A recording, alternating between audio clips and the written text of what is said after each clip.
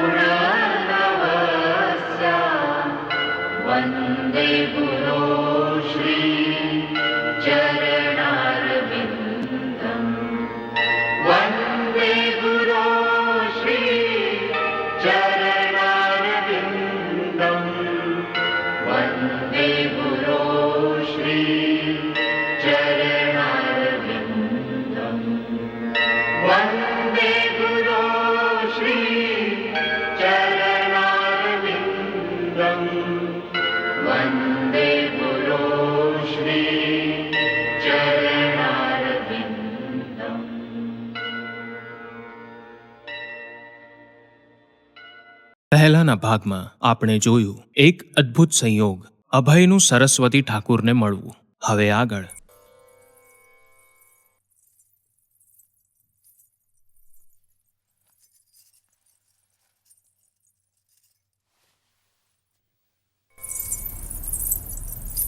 આવ. આજે ઘણા સમય પછી મને કીર્તનનો આનંદ આવી ગયો. તે મૃદંગમ જે રીતે વગાડ્યું, બેસ.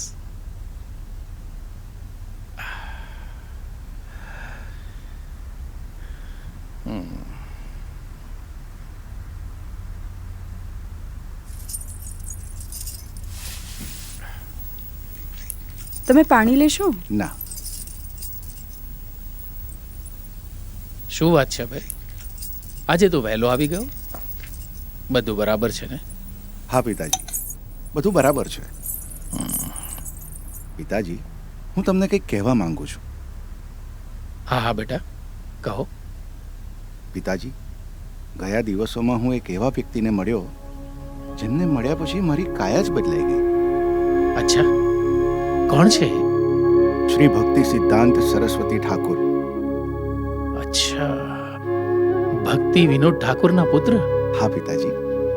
અચ્છા, મેં એમને મારા ગુરુ તરીકે સ્વીકાર્યા છે. પિતાજી, હવે હું તેમના જ માર્ગ પર ચાલીશ અને શ્રી ચૈતન્ય મહાપ્રભુજીની વાણીનો પ્રચાર કરીશ. આ તો ખૂબ જ સારી વાત છે દીકરા.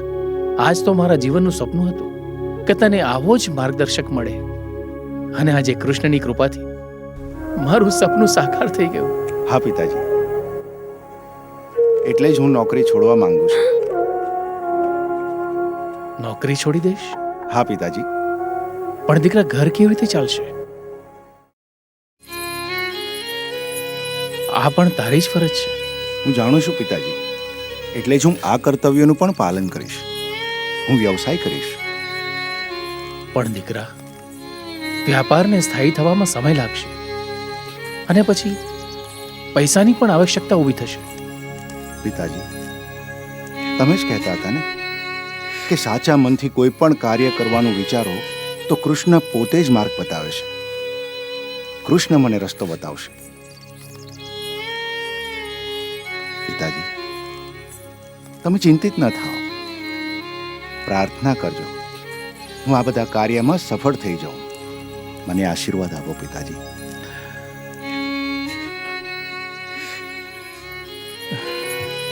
કૃષ્ણ તારી મનોકામના પૂર્ણ કરે બેટા. કૃષ્ણ તારી ઈચ્છાઓ પૂર્ણ કરે બેટા.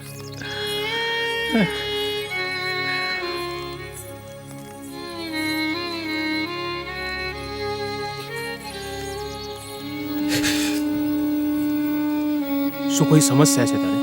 કોઈએ કંઈ કહ્યું તને? તું મને છોડવા કેમ માંગે છે? બોસ કાકા, ન તો મને કોઈ સમસ્યા છે અને ન તો કોઈએ મને કંઈ કહ્યું છે. પણ કાકા, હું જે કામ કરવા જઈ રહ્યો છું તે નોકરી સાથે કરવું શક્ય નથી. અભય,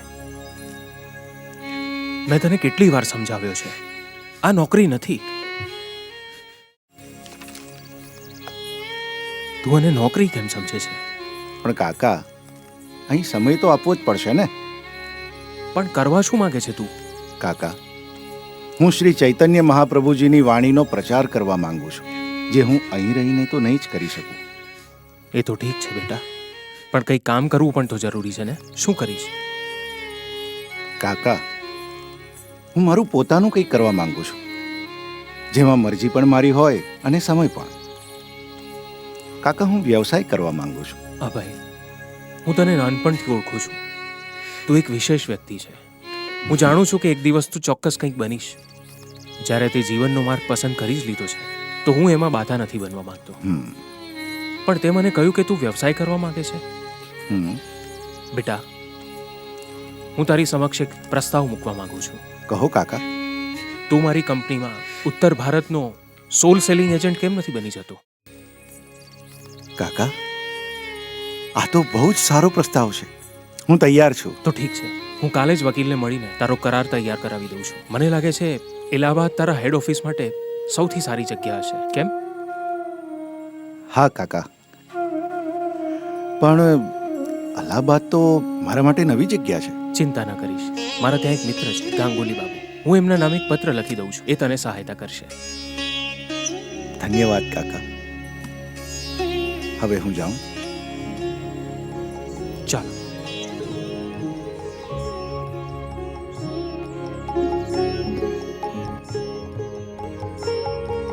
આજે હું તમને બધાને કંઈક કહેવા માંગુ છું. આપણા બધા માટે વાત ખુશીની પણ છે અને દુઃખની પણ. દુઃખની વાત એ છે કે આજથી અભય આપણી સાથે કામ નહીં કરે. અને ખુશીની વાત એ છે આપણી ઉત્તર ભારતની શાખાનું કામ, આપણી કંપનીનું કામ અભય સંભાળશે. બહુ સારી વાત. બેટા, મારી શુભકામનાઓ તારી સાથે. હા. ખુશ રહે. તો હું નીકળું છું. મળીએ અભય. નમસ્કાર. નમસ્કાર મુનશીજી. નમસ્કાર. ઠીક છે અભયભાઈ. અભયભાઈ, જો મારાથી કોઈ ભૂલચૂક થઈ ગઈ હોય તો ના ના મને ખુશ માફ બાપુ, કરી દેજો. તમે તો અમારા વડીલ છો. હું જાઉં છું. સુખી રહો. નમસ્કાર. નમસ્કાર. ચાલો જી, કાકા, જી. નમસ્કાર. હું જાઉં છું.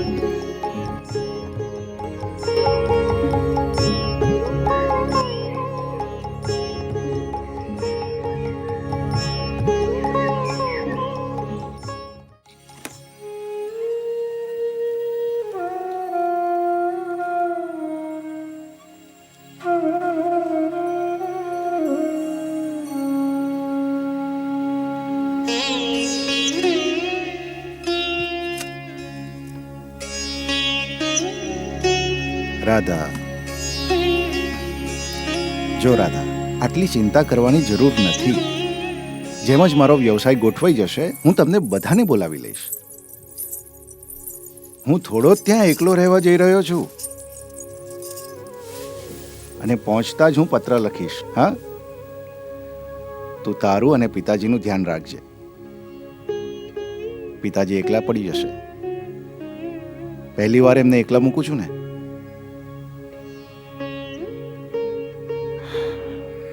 પિતાજી રાહ જોઈ રહ્યા હશે. હવે જવું પડશે.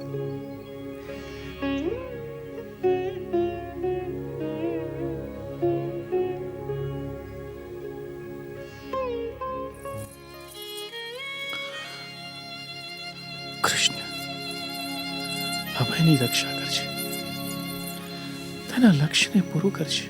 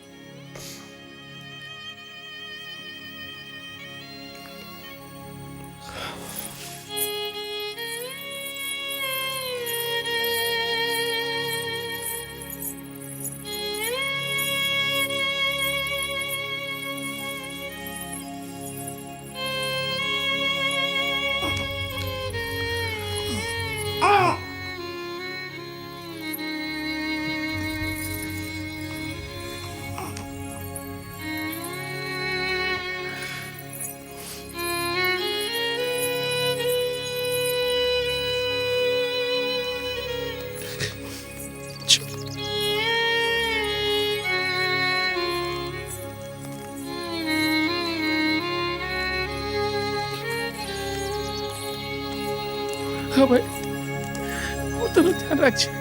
જી. તમે પણ પિતાજી. કૃષ્ણ બેટા, જી. એની ચિંતા નહીં કરતો.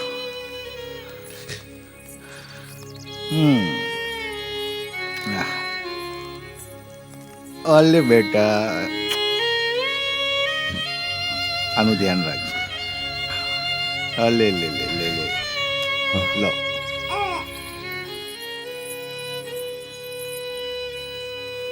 જાઉં છું. ઠીક છે કાકા.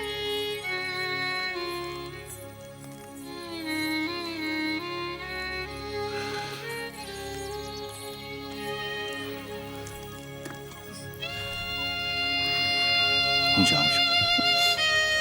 પહોંચીને પત્ર લખજે.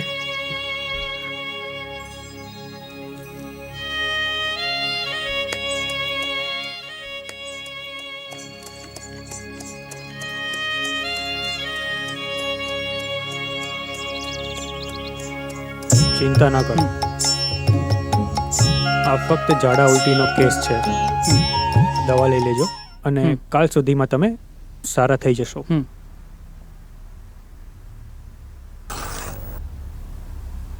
આ પછી તમે ડે પાસે લઈ જાઓ, તે તમને દવા આપી દેશે. ધન્યવાદ ડૉક્ટર ઘોષ.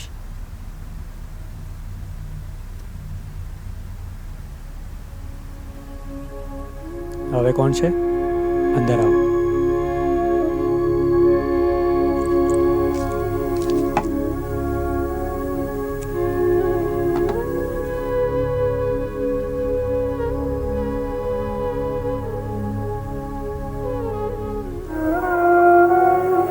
હાલો, અને જમ્યા પછી દિવસમાં 3 વાર લઈ લેજો.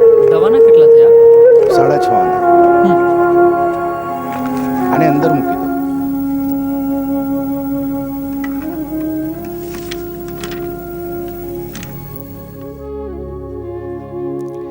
તું ખાતું ચેક કરી લેજે, ઠીક છે?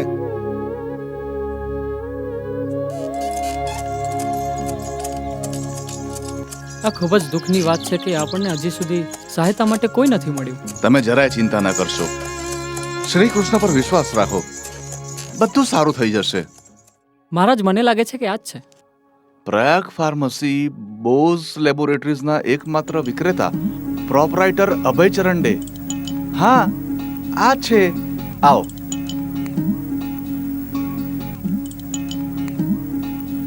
હરે હરે કૃષ્ણ. કૃષ્ણ. શું હું મળી શકું અભયચરણ ડે ને? ઊભા રહો, હું એમને બોલાવું છું. ઠીક છે. અભયભાઈ, કોઈ સાધુ તમને મળવા આવ્યા છે.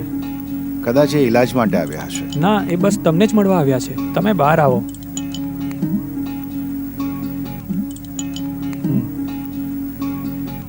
તમે આવો.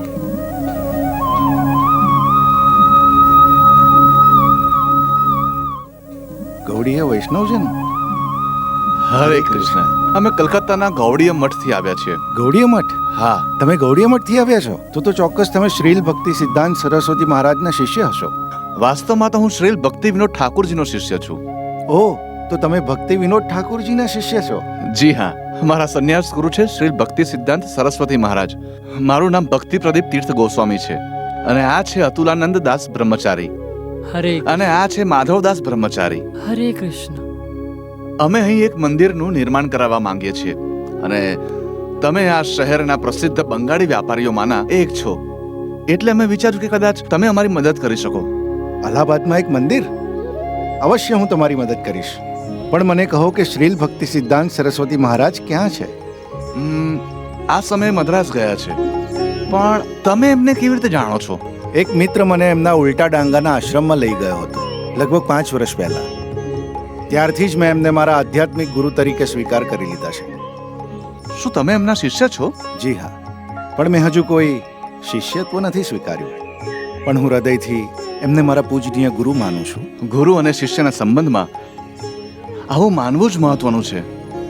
તેથી તમે એમના શિષ્ય જ થયા.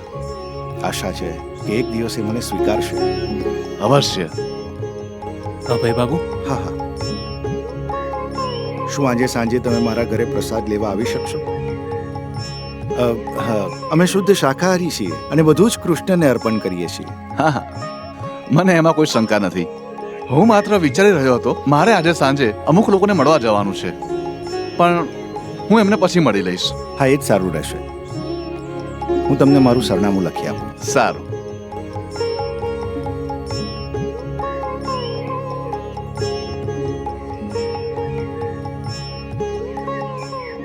કે પછી હું તમને લેવા માટે કોઈને મોકલું? ના, એની કોઈ જરૂર નથી.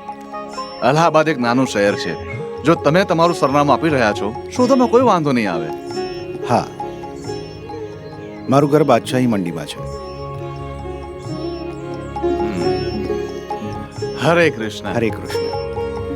હરે કૃષ્ણ. અભયભાઈ, આજે દુકાન વહેલા બંધ કરી રહ્યા છો? હા, આજે રાત્રે કેટલાક મહત્વપૂર્ણ મહેમાનોને મેં ઘરે બોલાવ્યા છે. કોણ છે? કલકત્તાથી કેટલાક સાધુ આવ્યા છે. એ નક્કી જ કુંભ મેળામાં ભાગ લેવા આવ્યા હશે. ના, એ અહીં મંદિર બનાવવા આવ્યા છે. વાહ, આ તો સારી વાત છે. સારું છે તે અહીં રહેવા આવ્યા છે. અભયભાઈ, મને સાધુઓ સાથે રહેવું બહુ ગમે છે, પણ કુંભ મેળાના દરમિયાન એટલો બધો ઘોંઘાટ અને અંધાધૂની હોય છે કે મને ભાગી જવાનું મન થાય છે. કુંભ મેળો એક ખૂબ વિશેષ અવસર છે. તેમાં ભાગ લેનારને અડચણ થઈ શકે છે, કારણ મેળામાં સ્નાન કરવા ઘણા લોકો આવે છે, દૂર દૂરથી. દેવગણ પણ અહીં આવે છે, સ્વર્ગમાંથી. સ્વર્ગના દેવતાગણ પણ? હા, દેવતાગણ પણ અહીં આવે છે. શું કોઈ તેમને જોઈ શકે છે? તેમને જોવા એક વિશેષ દ્રષ્ટિની આવશ્યકતા હોય છે, અને તે ઉપરાંત તેઓ સામાન્ય માણસના રૂપમાં આવે છે, એટલે જ આપણે એમને ઓળખી નથી શકતા. અભયભાઈ, તમે કેટલું બધું જાણો છો. તમને એટલું જ્ઞાન ક્યાંથી મળ્યું? મારા પિતાજી એક ધાર્મિક વ્યક્તિ છે, અને તેમણે જ મને બાળપણથી શીખવ્યું છે આપણી ધાર્મિક સભ્યતા. જે પણ ઊંચા આધ્યાત્મિક મૂલ્યો હોય છે તેમને આપણે નકારી નથી શકતા. હું એ જ તમારામાં જોઈ રહ્યો છું. આધ્યાત્મિક શક્તિ છે ને, એની વાત જ કંઈ અલગ છે.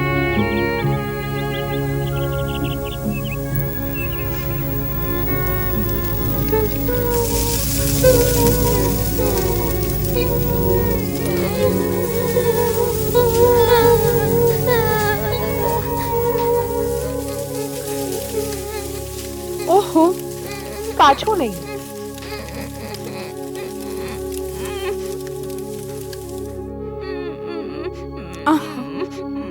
શોભા, તું એનું ધ્યાન રાખી શકતી નથી?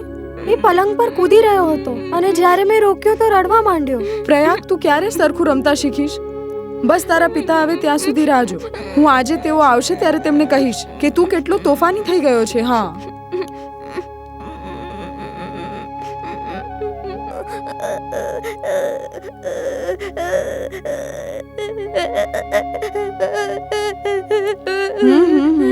અરે ભાઈ, શું થઈ રહ્યું છે?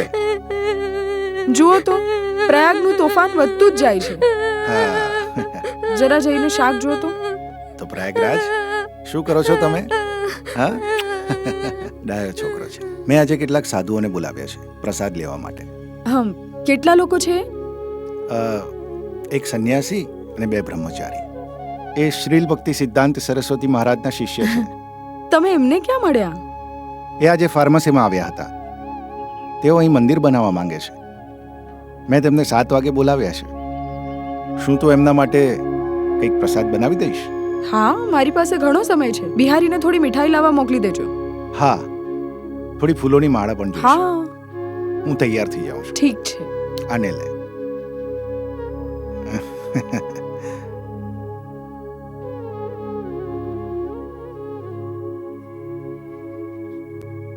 રાધારાણી, બિહારી ફૂલો લઈને આવી ગયો? હા, મેં પૂજા ઘરમાં રાખ્યા છે. અને મહારાજના પગ ધોવા માટે પાણી? ઓ હા, લાવું છું. સાહેબ, સાધુ આવી ગયા. મહારાજ,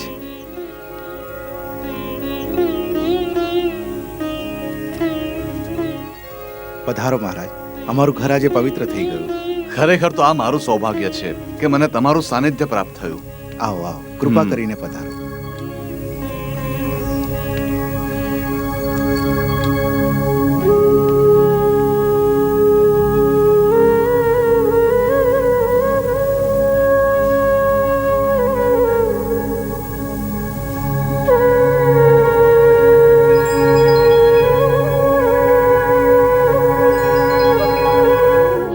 મૂર્તિઓ ખૂબ જ સુંદર છે. આ તો તમારી ભક્તિનો જ પુરાવો છે અભય બાબુ. આભાર મહારાજ. મને આશીર્વાદ આપો કે હું હંમેશા ભગવાન અને તેમના ભક્તોની આવી જ રીતે સેવા કરું. ભગવાન કૃષ્ણ એનાથી જ પ્રસન્ન થાય છે જે તેમના ભક્તોની સેવા અને આદર કરે છે, સન્માન કરે છે.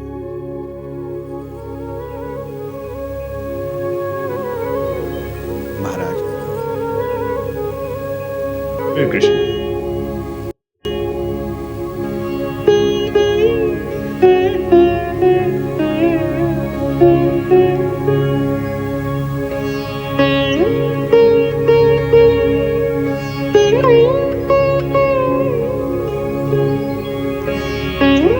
આવો, પધારો.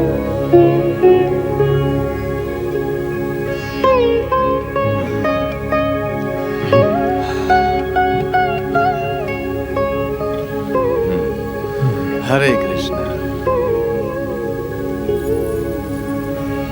હરે કૃષ્ણ. હરે કૃષ્ણ. આ શાના માટે? તમારા ચરણ કમળને પખાડવા માંગુ છું મહારાજ. ના ના ના અભય બાબુ, હું તમને આમ નહીં કરવા દઉં. પણ મહારાજ, એક ગૃહસ્થને નાતે મારું કર્તવ્ય છે. એ મારું સૌભાગ્ય છે કે તમારા જેવા સાધુએ મારા ઘરે આવવાનો કષ્ટ લીધો. એટલે કૃપા કરી તમારા ચરણ કમળને પખાડવા દો મહારાજ.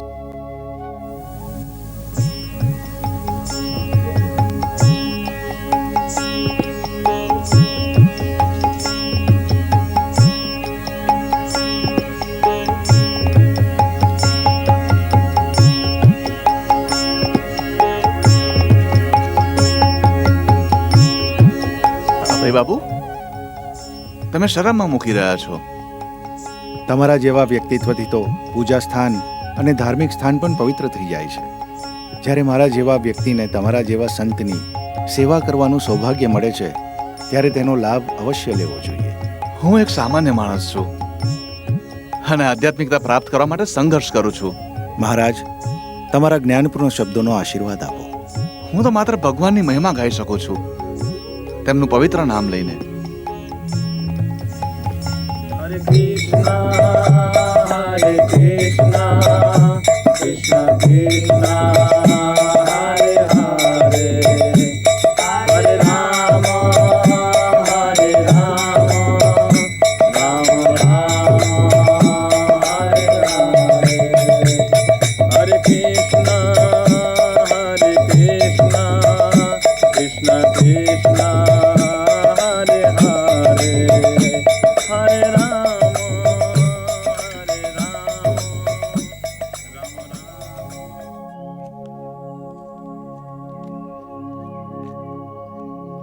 થોડી ખીર લો મહારાજ.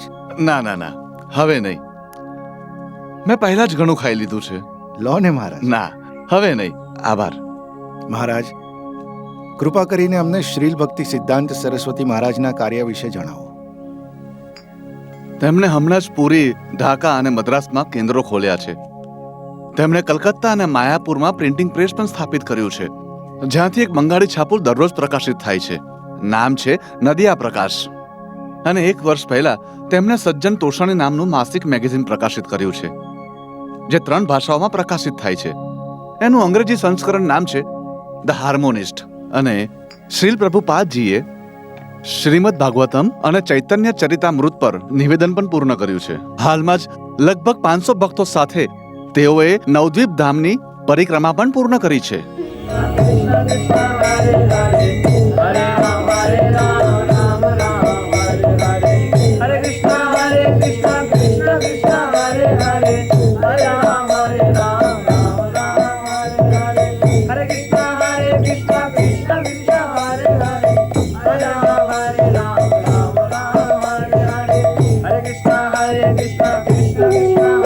અને શ્રી ચૈતન્ય મહાપ્રભુનું જન્મસ્થાન માયાપુર છે એવી શ્રી ભક્તિ વિનોદ ઠાકુરના અનુયાયીઓની ભાવના છે.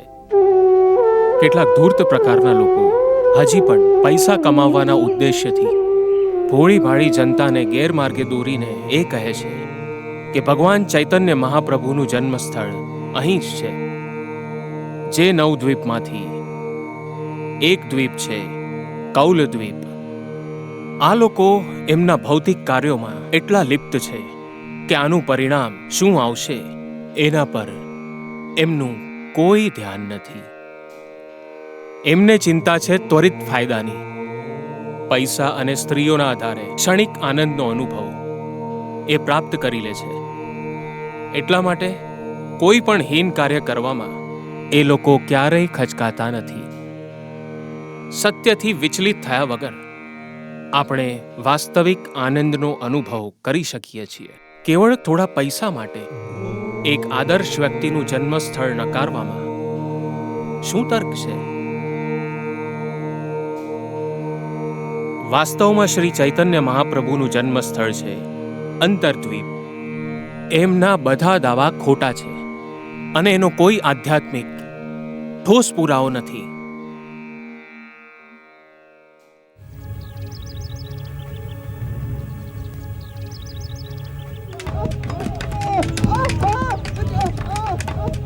ગુરુ મહારાજજી, આપણને જવું પડશે. કૃપા કરીને ચાલો.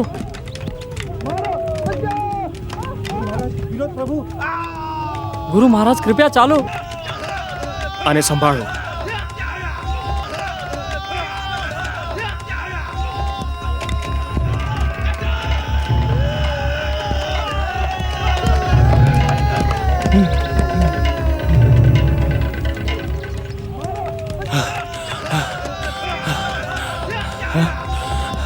આ શું કરી રહ્યો છે વિનોદ? ગુરુ મહારાજ, આપણને આપણા કપડાં બદલવા પડશે. તમે પ્રમુખ લક્ષ્ય છો. કેમ વિનોદ? કેમ હવે આપણે કપડાં બદલવા પડશે? જેથી હું એમનું ધ્યાન ભટકાવી શકું મહારાજ. તો તું ઈચ્છે છે કે હું કાયરની જેમ ભાગી જાઉં? ના ગુરુ મહારાજ, હું જાણું છું તમે ભયભીત નથી. મારા ગુરુની રક્ષા કરવી મારું કર્તવ્ય છે.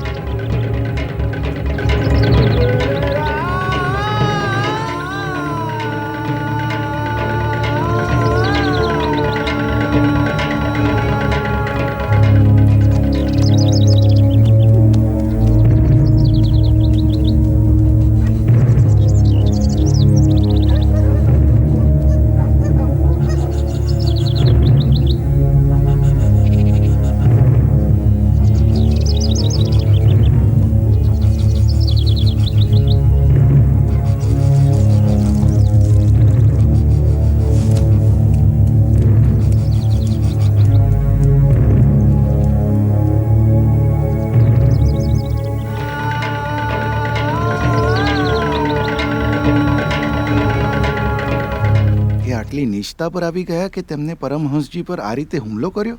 તમારે જાણવું જોઈએ કે ગુંડાઓ આજકાલ ધર્મના નામે ધંધો કરે છે અને તેથી જ શ્રીલ ભક્તિ સરસ્વતી મહારાજે નક્કી કર્યું છે કે તેમની સામે સત્ય બોલીને તેમને ઉઘાડા પાડવા. અને આમાં તેમના જેવા લોકો આક્રમક બને એ સ્વાભાવિક જ છે. આવી પીડાદાયક ઘટનાઓની ચિંતા ના કરવાની શિક્ષા શ્રીલ પ્રભુપાદજીએ અમને આપી છે. આવી ઘટનાઓથી જ શ્રી કૃષ્ણ પ્રત્યે ભક્તિ વધશે. શ્રીલ પ્રભુપાદ? હા, આ જે નામ છે જેનાથી ભક્તો પોતાને ગૌરવાન્વિત કરે છે, શ્રીલ ભક્તિ સિદ્ધાંત સરસ્વતી ઠાકુર. એનો અર્થ એ છે કે એમના ચરણ કમળમાં બધા જ્ઞાની જન વિરાજે છે. નિસંદેહ આ જ સાચી રીત છે એમને સંબોધવાની મહારાજ. હજારો લોકો તેમના અનુયાયી છે. હજુ વધારે હશે. તેઓ ક્યારેય સમાધાન કરતા નથી. શુદ્ધ ભક્તિ ભાવપૂર્ણ સેવાનો વિરોધ થતા તેઓ હંમેશા બોલતા રહે છે. તેથી જ તેઓને સિંહ ગુરુના નામથી પણ ઓળખવામાં આવે છે. સાચે જ એમનું વ્યક્તિત્વ સિંહ જેવું છે.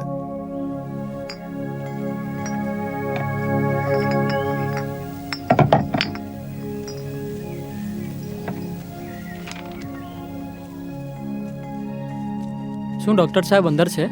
ના, ડોક્ટર ઘોષ હજુ આવ્યા નથી. તેઓ લગભગ 9 વાગે આવશે. તમે બેસો, તેઓ આવતા જ હશે. મારો દીકરો બહુ બીમાર છે. એને ઝાડા ને ઉલટી થઈ રહ્યા છે. કેટલાક લોકો કહે છે કે આ કોલેરાના લક્ષણ છે. હવે તમે જ કહો, મારે શું કરવાનું? તો તમે તરત જ એની સારવાર કરાવો. વનમાળી, વનમાળી. હા અભયભાઈ. આ સજ્જનને જેટલું જલ્દી થઈ શકે ડોક્ટર ઘોષના ઘરે લઈ જાઓ. ઠીક છે. મને વિશ્વાસ છે કે એ ઘરે જ હશે.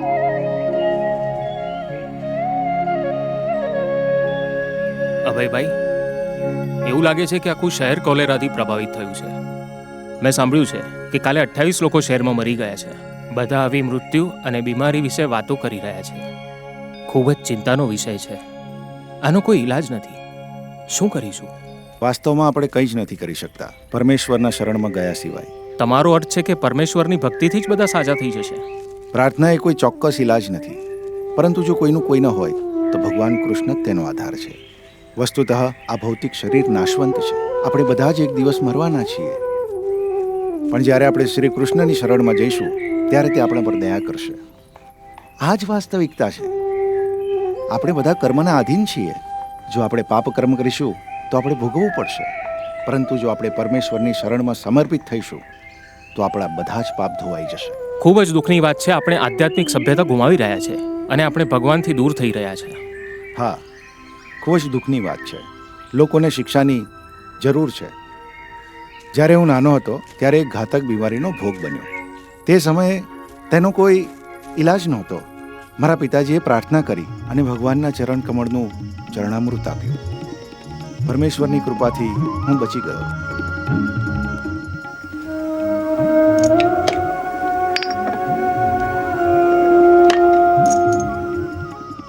બીજા એક પ્રસંગે આવી જ કોલેરાની બીમારી ફેલાઈ હતી કલકત્તામાં. કેટલાક સંતોએ સંગઠિત રીતે ભગવાનનું નામ લેવાનું શરૂ કર્યું અને બીમારી દૂર થઈ ગઈ. કેટલાક લોકો માને છે કે માત્ર પ્રાર્થના થકી નહીં, બીમારી દૂર થવાના અન્ય કારણો પણ હતા. હા, પાગલ શું નથી કહેતો અને બકરી શું નથી ખાતી.